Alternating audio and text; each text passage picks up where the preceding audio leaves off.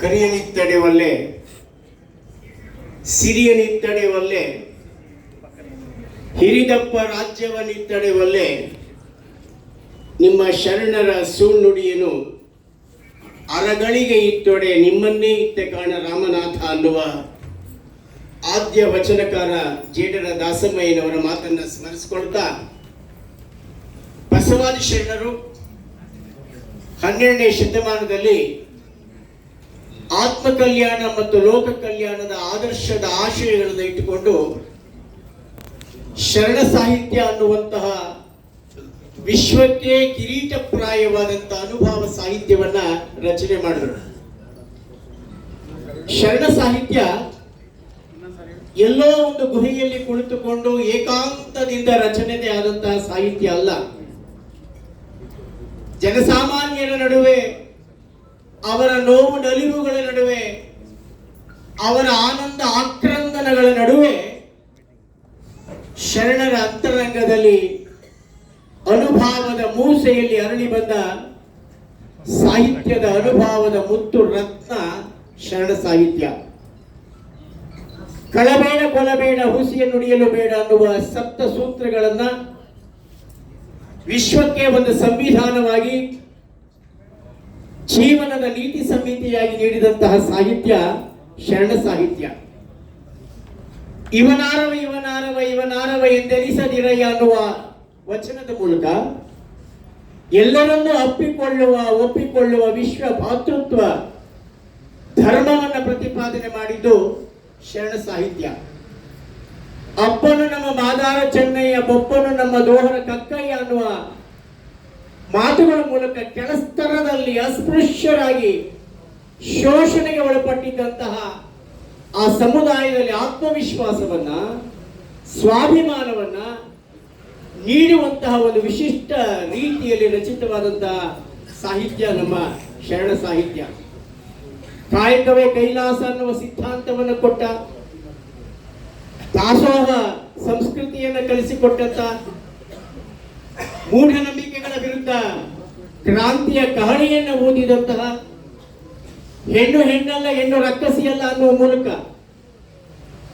ಇಡೀ ವಿಶ್ವದಲ್ಲಿಯೇ ಪ್ರಪ್ರಥಮ ಬಾರಿಗೆ ಸ್ತ್ರೀ ಸ್ವಾತಂತ್ರ್ಯ ಸಮಾನತೆಯ ರಣಕಹಳೆಯನ್ನು ಓದಿದಂತಹ ಈ ಶರಣ ಸಾಹಿತ್ಯ ವಿಶ್ವಕ್ಕೆಲ್ಲ ಪ್ರಸಾರ ಆಗಬೇಕು ಅನ್ನುವ ಮಹದಾಕಾಂಕ್ಷೆಯಿಂದ 1986ರಲ್ಲಿ ಸುತ್ತೂರಿನ ಪರಮ ಪೂಜ್ಯರಾದ ರಾಜಗುರು ತಿಲಕ ಜಗದ್ಗುರು ಡಾಕ್ಟರ್ ಶಿವರಾತ್ರಿ ರಾಜೇಂದ್ರ ಮಹಾಸ್ವಾಮಿಗಳವರಿಂದ ಅಖಿಲ ಭಾರತ ಶರಣ ಸಾಹಿತ್ಯ ಪರಿಷತ್ತು ಸ್ಥಾಪನೆಯಾಯಿತು. ಇದೀಗ ಈ ಪರಿಷತ್ತಿನ ಗೌರವಾಧ್ಯಕ್ಷರಾಗಿ ಸುತ್ತೂರು ಜಗದ್ಗುರು ಶ್ರೀ ಶ್ರೀ ಶಿವರಾತ್ರಿ ದೇಶಿಕೇಂದ್ರ ಮಹಾಸ್ವಾಮಿಗಳು, ಹಾಗೆಯೇ ಗದಗಿನ ತೋಟದ ಜಗದ್ಗುರು ಡಾಕ್ಟರ್ ಸಿದ್ದರಾಮ ಮಹಾಸ್ವಾಮಿಗಳವರು ಗೌರವಾಧ್ಯಕ್ಷರಾಗಿ ನಮಗೆ ಮಾರ್ಗದರ್ಶನ ನೀಡುತ್ತಾ ಇದ್ದಾರೆ. ಈ ಸಮಾರಂಭದಲ್ಲಿ ಉಪಸ್ಥಿತಿರುವ ಸನ್ಮಾನ್ಯ ಗೋರು ಚನ್ನಬಸಪ್ಪನವರು ಗೌರವ ಸಲಹೆಗಾರರಾಗಿದ್ದಾರೆ. ಈ ವಿಶಿಷ್ಟವಾದಂತಹ ಸಾಹಿತ್ಯ ಬಹುಶಃ ಇಡೀ ವಿಶ್ವದಲ್ಲಿ ಒಂದು ಸಾಮಾಜಿಕ ಆಶಯವನ್ನು ಇಟ್ಟುಕೊಂಡು, ಒಂದು ಸಾಮಾಜಿಕ ಬದ್ಧತೆಯನ್ನು ಇಟ್ಟುಕೊಂಡು, ಧರ್ಮಕ್ಕೆ ಮಾನವೀಯ ಸ್ಪರ್ಶವನ್ನು ಕೊಡುವ ಮೂಲಕ ದಯೆ ಧರ್ಮದ ಮೂಲವಯ್ಯ ಅನ್ನುವ ಒಂದು ವಿಶಿಷ್ಟವಾದಂತಹ ಜೀವನ ಮೌಲ್ಯವನ್ನ ಆವಿಷ್ಕಾರಗೊಳಿಸಿದಂತಹ ಈ ಸಾಹಿತ್ಯದ ಈ ಪ್ರಕಾರಕ್ಕೆ ವಿಶಿಷ್ಟವಾದಂತಹ ಸೇವೆಯನ್ನು ಸಲ್ಲಿಸ್ತಾ ಇರತಕ್ಕಂಥ ಅನೇಕ ಮಹಾನುಭಾವರನ್ನ, ಸಾಧಕರನ್ನ ಗುರುತಿಸಿ ಇವತ್ತು ರಮಣಶ್ರೀ ಶರಣ ಪ್ರಶಸ್ತಿಯನ್ನು ನಾವು ಕೊಡ್ತಾ ಬಂದಿದ್ದೇವೆ.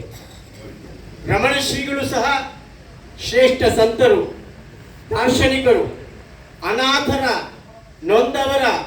ನೊಂದ ರೋಗಿಗಳಲ್ಲಿ ಭಗವಂತನನ್ನು ಕಂಡಂತವರು ರಮಣಶ್ರೀ ಮಹರ್ಷಿಗಳು. ಹೀಗಾಗಿ ಶರಣ ಸಾಹಿತ್ಯಕ್ಕೂ ರಮಣಶ್ರೀಗಳು ಪ್ರತಿಪಾದನೆ ಮಾಡಿದಂತಹ ಆ ಜೀವನದ ಮೌಲ್ಯಗಳಿಗೂ ಬಹಳಷ್ಟು ಸಾಮ್ಯ ಇದೆ. ಈ ಹಿನ್ನೆಲೆಯಲ್ಲಿಯೇ ರಮಣಶ್ರೀ ಶರಣ ಪ್ರಶಸ್ತಿಯನ್ನ ಕಳೆದ 20 ವರ್ಷಗಳಿಂದ ನಮ್ಮ ಹಿರಿಯ ಸಹೋದರ ಅಣ್ಣ ಷಡಕ್ಷಿಯವರು ಮುಂದುವರಿಸಿಕೊಂಡು ಬರ್ತಾ ಇದ್ದಾರೆ. 2020ರಿಂದ ಈ ಪ್ರಶಸ್ತಿಯನ್ನು ನಾವು 4 ವಿಭಾಗಗಳಲ್ಲಿ ಕೊಡ್ತಾ ಇದ್ದೇವೆ. ನಮಗೆಲ್ಲ ಗೊತ್ತಿದ್ದ ಹಾಗೆ ವಿಶೇಷವಾಗಿ ಶರಣ ಸಾಹಿತ್ಯ ಅಧ್ಯಯನ ಮತ್ತು ಸಂಶೋಧನೆ, ಆಧುನಿಕ ವಚನ ರಚನೆ, ವಚನ ಸಂಗೀತ, ಶರಣ ಸಂಸ್ಕೃತಿಯ ಪ್ರಸಾರ, ಹೀಗೆ 4 ವಿಭಾಗಗಳಲ್ಲಿ ಹಿರಿಯ ಶ್ರೇಣಿ ಮತ್ತು ಉತ್ತೇಜನ ಪ್ರಶಸ್ತಿಗಳನ್ನ ನೀಡ್ತಾ ಬಂದಿದ್ದೇವೆ.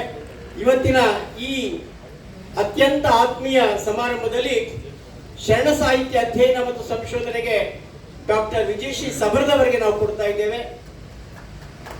ಆಧುನಿಕ ವಚನ ರಚನೆಗೆ ಪ್ರೊಫೆಸರ್ ಎಚ್ ಲಿಂಗಪ್ಪನವರು ಚಿತ್ರದುರ್ಗ ಅವರಿಗೆ ನಾವು ಕೊಡ್ತಾ ಇದ್ದೇವೆ.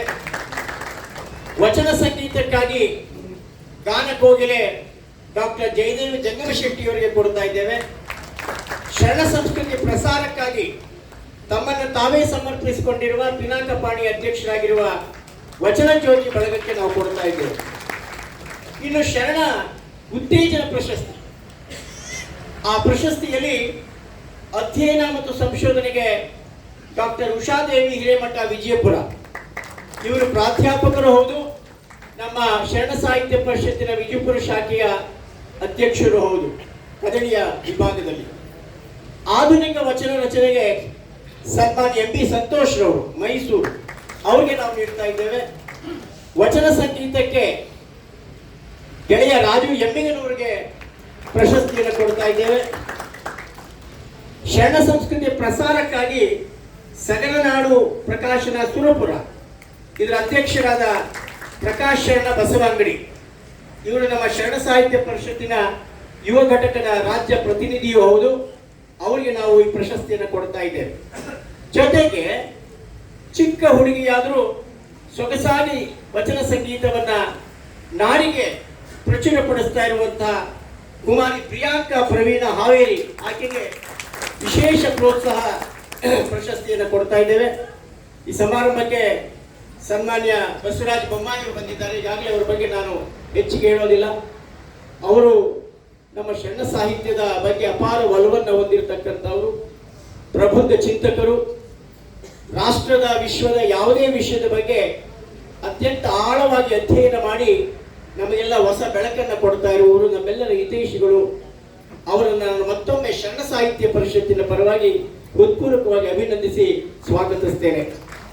ಸನ್ಮಾನ್ಯ ಎಂ ಬಿ ಪಾಟೀಲರು ನಮ್ಮ ರಾಜ್ಯದ ಬೃಹತ್ ಮತ್ತು ಮಧ್ಯಮ ಕೈಗಾರಿಕಾ ಮೂಲಭೂತ ಸೌಕರ್ಯ ಸಚಿವರು. ಅವರಿಗೆ ವಿಶೇಷವಾಗಿ ಈ ಅಖಿಲ ಭಾರತ ಶರಣ ಸಾಹಿತ್ಯ ಪರಿಷತ್ತು ಸದಾ ಋಣಿಯಾಗಿರುತ್ತೆ. ಕಾರಣ ಬಹುಶಃ ವಚನ ಸಾಹಿತ್ಯ ತಾಳೆಗರಿಗಳಲ್ಲಿ ಎಲ್ಲೋ ಅನಾಥವಾಗಿದ್ದಂತಹ ಆ ಎಲ್ಲ ತಾಳೆಗರಿಗಳನ್ನ ಸಂಶೋಧಿಸಿ ಪರಿಷ್ಕರಿಸಿ ಆ ವಚನ ಸಾಹಿತ್ಯ ಈ ವಿಶ್ವದ ಬೆಳಕಾಗಿ ಪ್ರಸಾರ ಆಗಲಿಕ್ಕೆ, ಬೆಳಕಿಗೆ ಬರಲಿಕ್ಕೆ ಕಾರಣಕರ್ತರಾದಂಥವರು ಫಾಗು ಹಳಕಟ್ಟಿಯವರು, ವಚನ ಪಿತಾಮಹರು. ಆ ವಚನ ಪಿತಾಮಹ ಫಾಗು ಹಳಕಟ್ಟಿಯವರ ಸಂಶೋಧನಾ ಅಧ್ಯಯನ ಕೇಂದ್ರವನ್ನ ಪ್ರಾರಂಭ ಮಾಡಿದಂಥ ಹಿರಿಮೆಯ ಸನ್ಮಾನ್ಯ ಶ್ರೀ ಎಂ ಬಿ ಪಾಟೀಲ್ ಅವರಿಗೆ ಸಲ್ಲುತ್ತೆ. ಈ ಈರುವರು ರಾಜಕಾರಣಿಗಳು ರಾಜಕಾರಣದಲ್ಲಿದ್ದರೂ ಸಹ ಸಾಹಿತ್ಯದ ಬಗ್ಗೆ, ಸಂಸ್ಕೃತಿ ಬಗ್ಗೆ ಒಲವಿರ್ತಕ್ಕಂಥವ್ರು. ನಾನು ಯಾವಾಗಲೊಂದು ಮಾತು ಹೇಳ್ತಾ ಇರ್ತೇನೆ, ಈ ರಾಜ್ಯವನ್ನು ಆಳುವ ರಾಜಕಾರಣಿಗಳಿಗೆ, ನಾಯಕರಿಗೆ, ಆಡಳಿತ ನಡೆಸುವ ಆಡಳಿತಗಾರರಿಗೆ ಸಾಹಿತ್ಯದ ಸ್ಪರ್ಶ ಇದ್ರೆ ಅಲ್ಲಿ ಮಾನವೀಯತೆಯ ಒಂದು ರಸಸ್ಪರ್ಶವನ್ನು ಕಾಣ್ತೇವೆ, ಮಾನವೀಯ ಮೌಲ್ಯಗಳನ್ನು ಕಾಣ್ತೇವೆ, ನಾಡಿಗೆ ಒಂದು ಉತ್ತಮ ಆಡಳಿತದ ಸ್ಪಂದನವನ್ನು ನಾವು ಕಾಣ್ತೇವೆ. ಹಾಗಾಗಿ ಸನ್ಮಾನ್ಯ ಎಂ ಬಿ ಪಾಟೀಲರು ಹಳಕಟ್ಟಿ ಸಂಶೋಧನಾ ಸಂಸ್ಥೆಯ ಮೂಲಕ ವಚನ ಸಂಶೋಧನೆಯನ್ನ ಪ್ರಸಾರವನ್ನು ಮಾಡ್ತಾ ಬಂದಿದ್ದಾರೆ. ಅವರು ಹಿರಿಯ ಸಚಿವರು ಆಗಿ ನಮಗೆ ಅನೇಕ ರೀತಿಯಲ್ಲಿ ಶರಣ ಸಾಹಿತ್ಯ ಪರಿಷತ್ತಿಗೆ ಸಹಾಯ ಮಾಡ್ತಾ ಇದ್ದಾರೆ. ಅವರಿಗೆ ನಾನು ವೈಯಕ್ತಿಕವಾಗಿ ಅಭಿನಂದಿಸಿ ಸ್ವಾಗತವನ್ನು ಬಯಸ್ತೇನೆ. ನಮ್ಮೆಲ್ಲರ ಹಿರಿಯ ಅಣ್ಣನವರಾದ ಸೋಮಣ್ಣನವರಿಗಾಗಲೇ ನಿರ್ಗಮಿಸಿದ್ದಾರೆ. ಅವರಿಗೂ ನಮ್ಮ ಶರಣ ಸಾಹಿತ್ಯ ಪರಿಷತ್ತಿನ ಪರವಾಗಿ ಅಭಿನಂದನೆ ಸಲ್ಲಿಸಿ, ಇನ್ನು ನಮ್ಮ ಹಿರಿಯರಾದ ಗೋರು ಚನ್ನಬಸಪ್ಪನವರು ಒಂದು ಆಯ್ಕೆ ಸಮಿತಿಯನ್ನು ಮಾಡಿಕೊಂಡಿದ್ದೇವೆ. ಆಯ್ಕೆ ಸಮಿತಿಯಲ್ಲಿ ಶರಣ ಸಾಹಿತ್ಯ ಪರಿಷತ್ತಿನ ಅಧ್ಯಕ್ಷನಾಗಿ ನಾನು, ಸನ್ಮಾನ್ಯ ಷಡಕ್ಷಿಯವರು, ನಮ್ಮ ಹಿರಿಯ ಗೌರವ ಸಲಹೆಗಾರರು, ನಮಗೆಲ್ಲರಿಗೂ ಪೂಜ್ಯರು ಆದಂತಹ ಸನ್ಮಾನ್ಯ ಗೋರು ಚನ್ನಬಸಪ್ಪನವರಿದ್ದಾರೆ, ಗೆಳೆಯ ಮನು ಬಳಿಗಾರಿದ್ದಾರೆ. ಎಲ್ಲಕ್ಕಿಂತ ಮಿಗಿಲಾಗಿ ನಮ್ಮೆಲ್ಲರನ್ನ ಒಂದು ಅರ್ಥದಲ್ಲಿ ನಿಯಂತ್ರಣ ಮಾಡುವ, ಭಾವನಾತ್ಮಕವಾಗಿ ನಿಯಂತ್ರಣ ಮಾಡುವ, ಭೌತಿಕವಾಗಿ ನಿಯಂತ್ರಣ ಮಾಡುವ ವಿಶ್ವೇಶ್ವರ ಭಟ್ರಿದ್ದಾರೆ, ಸನ್ಮಾನ್ಯ ರವಿ ಹೆಗಡೆಯವರಿದ್ದಾರೆ ಮತ್ತು ನಮ್ಮ ಷಡಕ್ಷಿಯವರ ಪುತ್ರ ವೀರು ಸಹ ಈ ಸಮಿತಿಯಲ್ಲಿದ್ದಾರೆ. ನಾವೆಲ್ಲ ಯಾವುದೇ ಪ್ರಶಸ್ತಿಯನ್ನ ಅರ್ಜಿಯನ್ನ ಸ್ವೀಕಾರ ಮಾಡಿ ಈ ಪ್ರಶಸ್ತಿಯನ್ನ ಕೊಟ್ಟಿಲ್ಲ. ಈ ಪ್ರಶಸ್ತಿಗಳು ಯಾರು ಪಡೆದಿದ್ದಾರೆ ಅವರೆಲ್ಲ ದೊಡ್ಡ ಸಾಧಕರು. ಕವಿ ಒಂದು ಮಾತನ್ನು ಹೇಳಿ ನನ್ನ ಮಾತು ಮುಗಿಸ್ತೇನೆ. ಕವಿ ಒಂದು ಮಾತು ಹೇಳ್ತಾನೆ, ಎದೆ ತುಂಬಿ ಹಾಡಿದೇನು ಅಂದು ನಾನು, ಮನವಿಟ್ಟು ಕೇಳಿದಿರಿ ಅಲ್ಲಿ ನೀವು. ಇಂದು ನಾ ಹಾಡಿದರೆ ಅಂದಿನಂತೆಯೇ ಕುಳಿತು ಕೇಳುವಿರಿ ಸಾಕೆನಗೆ, ಅದುವೆ ಬಹುಮಾನ. ಹಾಡು ಹಕ್ಕಿಗೆ ಬೇಕೆ ಬಿರುದು ಸನ್ಮಾನ. ಹಾಡುವ ಹಕ್ಕಿಗೆ ಬಿರುದು ಸನ್ಮಾನ ಬೇಕಿಲ್ಲ. ಆದ್ರೆ ಇಂಥ ಪ್ರಶಸ್ತಿಗಳನ್ನ ಕೊಡೋದ್ರಿಂದ ಆ ಸಾಧಕರಿಗೆ ನಾನೇನೋ ಒಂದು ಸಮಾಜಕ್ಕೆ ಕೊಡುಗೆಯನ್ನು ಕೊಡ್ತಾ ಇದ್ದೇನೆ, ಮತ್ತಷ್ಟು ಕೊಡುಗೆಯನ್ನು ಕೊಡಬೇಕು ಅನ್ನುವ ಎಚ್ಚರಿಕೆಯಿಂದ ಈ ಪ್ರಶಸ್ತಿಗಳನ್ನು ಕೊಡ್ತಾ ಇದ್ದಾರೆ ಎನ್ನುವ ಆ ಜಾಗೃತಿಯ ಪ್ರಜ್ಞೆ ಈ ಸಾಧಕರಲ್ಲಿ ಮೂಡುವ ದಿಸೆಯಲ್ಲಿ ಈ ಪ್ರಶಸ್ತಿಗಳನ್ನು ನಾವು ಕೊಡ್ತಾ ಇದ್ದೇವೆ. ನಮ್ಮ ಅಣ್ಣ ಷಡಕ್ಷಿ ಅವರದ್ದು ಇವತ್ತು ಹುಟ್ಟುಹಬ್ಬ. ಅವರು ಎಷ್ಟನೇ ಹುಟ್ಟುಹಬ್ಬ ಅಂತ ಯಾವತ್ತೂ ಹೇಳೋದಿಲ್ಲ, ಆದರೂ ಚಿಂತೆ ಇಲ್ಲ. ಸನ್ಮಾನ್ಯ ಷಡಕ್ಷಿಯವರು ನಮಗೆಲ್ಲ ಒಂದು ರೀತಿಯ ಒಂದು ಬೌದ್ಧಿಕ ಸಾಂಗತ್ಯವನ್ನ ಆಗಾಗ್ಗೆ ಕಲ್ಪಿಸ್ತಾ ಇರ್ತಾರೆ. ಬಸವರಾಜ ಬೊಮ್ಮಾಯಿಯವರು, ನಾವು, ವಿಶ್ವೇಶ್ವರಭಟ್ರು, ಷಡಕ್ಷಿಯವರು ಒಂದು ಕಡೆ ಕುಳಿತು ಅಲ್ಲಿ ಚಿಂತನೆಗಳನ್ನ ಮಾಡತಕ್ಕಂತಹ ಸಂದರ್ಭದಲ್ಲಿ ಅಲ್ಲಿ ಉದ್ಭವವಾಗುವಂತಹ ವಿಚಾರಧಾರೆ ಅನನ್ಯವಾದಂತಹದ್ದು. ಅಂತಹ ಸ್ವತಃ ಸಾಹಿತಿಗಳಾಗಿ ಕ್ಷಣವತ್ತು ಅಣಿಮುತ್ತು ಲಕ್ಷಾಂತರ ಪ್ರತಿಗಳನ್ನ ಮಾರಾಟ ಆದಂತಹ ಒಂದು ದಾಖಲೆಯನ್ನು ನಿರ್ಮಿಸಿದ ನನ್ನ ಹಿರಿಯಣ್ಣ ಷಡಕ್ಷಿಯವರಿಗೆ, ಆ ಎಲ್ಲ ಕುಟುಂಬದ ಸದಸ್ಯರಿಗೆ ಹೃತ್ಪೂರ್ವಕ ಅಭಿನಂದನೆ ಸಲ್ಲಿಸಿ, ಇಲ್ಲಿ ಬಂದಿರುವ ಎಲ್ಲ ಗೌರವಾನ್ವಿತ ಹಿರಿಯ ಗಣ್ಯರಿಗೆ ಅಭಿನಂದಿಸಿ, ಅಖಿಲ ಭಾರತ ಶರಣ ಸಾಹಿತ್ಯ ಪರಿಷತ್ತಿಗೆ ನಿಮ್ಮೆಲ್ಲರ ಸಹಕಾರ ಬೇಕು. ನಮ್ಮ ಪರಿಷತ್ತಿಗೆ ಸರ್ಕಾರದ ಸಹಾಯವೇ ಸಿಗುತ್ತಾ ಇಲ್ಲ. ಕಳೆದ ಬಾರಿ ಸನ್ಮಾನ್ಯ ಮುಖ್ಯಮಂತ್ರಿಗಳನ್ನ ನಾವು, ಸನ್ಮಾನ್ಯ ಗೋರು ಚನ್ನಬಸಪ್ಪನವರು, ಷಡಕ್ಷಿಯವರು ಎಲ್ಲ ಹೋಗಿ ಭೇಟಿಯಾಗಿ ಈ ಮುಂಗಡ ಪತ್ರದ ಬಜೆಟ್ ಅಲ್ಲಿ ಕನಿಷ್ಠ 2 ಕೋಟಿ ಶರಣ ಸಾಹಿತ್ಯ ಸಾಂಸ್ಕೃತಿಕ ನಾಯಕ ಅಂತ ತಾವು ಘೋಷಣೆ ಮಾಡಿದ್ದೀರಿ. ಎಲ್ಲ ಬಸವಣ್ಣನವರ ಭಾವಚಿತ್ರವನ್ನ ಎಲ್ಲ ಕಚೇರಿಗಳಲ್ಲಿ ಪ್ರದರ್ಶನ ಮಾಡುವ ಆದೇಶವನ್ನು ಕೊಟ್ಟಿದ್ದೀರಿ. ಅದಕ್ಕೆ ಪೂರಕವಾಗಿ ಶರಣ ಸಾಹಿತ್ಯ ಪ್ರಸಾರವನ್ನೇ ತನ್ನ ಉಸಿರಾಗಿ ಇಟ್ಟುಕೊಂಡಿರುವಂತಹ ಈ ಶರಣ ಸಾಹಿತ್ಯ ಪರಿಷತ್ತಿಗೆ ಸರ್ಕಾರದ ಪ್ರೀತಿ ಪೂರ್ವಕ, ಗೌರವ ಪೂರ್ವಕ ಒಂದು ಧನ ಸಹಾಯ ಸಿಗುವಂತೆ ಸನ್ಮಾನ್ಯ ಎಂ ಬಿ ಪಾಟೀಲ್ ಅವರು ಮಾಡಲಿ. ಮೊನ್ನೆ ನಮ್ಮ ಚಿತ್ರದುರ್ಗದಲ್ಲಿ ಅಖಿಲ ಭಾರತ ಶರಣ ಸಾಹಿತ್ಯ ಸಮ್ಮೇಳನ ಆಯಿತು. ನಾನು ಎಂ ಬಿ ಪಾಟೀಲ್ರಲ್ಲಿ ಪ್ರಾರ್ಥನೆ ಮಾಡಿಕೊಂಡೆ, ಸರ್ ನಮಗೆ ಯಾವುದೇ ಧನ ಸಹಾಯ ಸಿಗಲಿಲ್ಲ ಅಂತ. ತಕ್ಷಣ ಎಂ ಬಿ ಪಾಟೀಲ್ MSI ಯಿಂದ ಸೋಪ್ಸ್ ಅಂಡ್ ಡಿಟೇಟ್ಸ್ ಇಂದ 10 ಲಕ್ಷ ರೂಗಳನ್ನು ಅಖಿಲ ಭಾರತ ಶರಣ ಸಾಹಿತ್ಯ ಪರಿಷತ್ತಿನ ಸಮ್ಮೇಳನಕ್ಕೆ ಕೊಟ್ಟರು. ಅವ್ರು ಹೇಳಿದ್ರು, ಸರ್ಕಾರದಿಂದ ನೇರವಾಗಿ ಬರದೇ ಇದ್ರು ನಾನು ಈ ರೀತಿ ಕೊಡಿಸ್ತೇನೆ ಅಂತೇಳಿ. ನಾನು ಅದಕ್ಕೆ ಹೇಳಿದ್ದು, ಆಡಳಿತ ನಡೆಸುವವರಿಗೆ ಸಾಹಿತ್ಯಿಕ ಬದ್ಧತೆ ಬೇಕು, ಸಾಮಾಜಿಕ ಚಿಂತನೆ ಬೇಕು, ನಾಡಿನ ಬಗ್ಗೆ ಕಳಕಳಿ ಬೇಕು ಅನ್ನೋ ಮಾತನ್ನು ಈ ಸಂದರ್ಭದಲ್ಲಿ ಹೇಳ್ತಾ ಮತ್ತೊಮ್ಮೆ ನಿಮಗೆಲ್ಲರಿಗೂ ವಂದಿಸಿ, ಅಖಿಲ ಭಾರತ ಶರಣ ಸಾಹಿತ್ಯ ಪರಿಷತ್ತಿಗೆ ನೀವೆಲ್ಲ ಸದಸ್ಯರಾಗಬೇಕು ಅಂತ ನಿಮ್ಮಲ್ಲಿ ಪ್ರಾರ್ಥನೆ ಮಾಡಿಕೊಂಡು ನನ್ನ ಮಾತುಗಳನ್ನು ಮುಗಿಸ್ತೇನೆ. ನಮಸ್ಕಾರ.